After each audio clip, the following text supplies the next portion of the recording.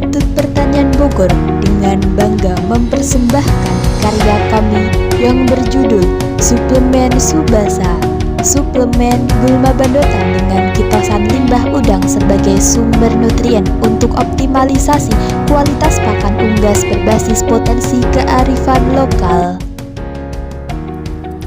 Menurut data dari Kementerian Pertanian tahun 2018, terjadi peningkatan PDB di sektor peternakan yaitu dari 143 triliun rupiah menjadi 148,5 triliun rupiah di tahun 2017. Data investasi penanaman modal dalam negeri atau PMDN peternakan tahun 2018 terjadi peningkatan investasi sebesar 80,9% di tahun 2017. Sektor peternakan yang paling menarik minat investor adalah unggas.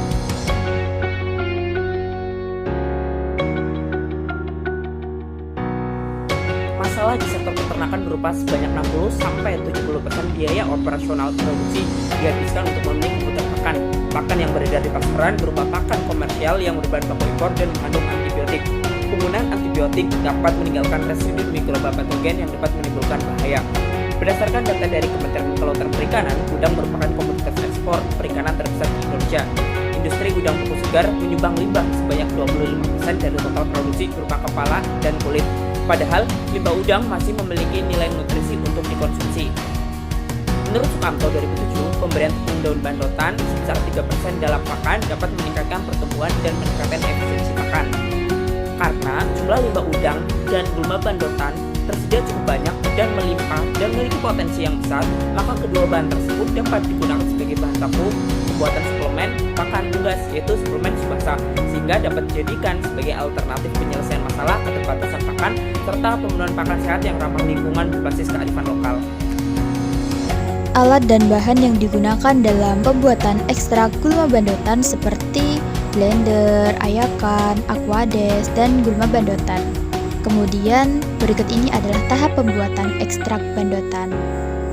Berikut ini adalah alat dan bahan dalam proses pembuatan kitosan limbah udang.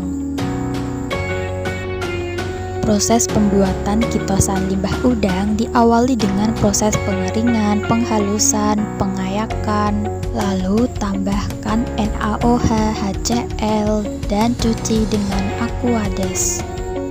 Berikut ini adalah hasil identifikasi SWOT. Dari segi kekuatan, Subasa memiliki kekuatan pertama bahan bakunya melimpah.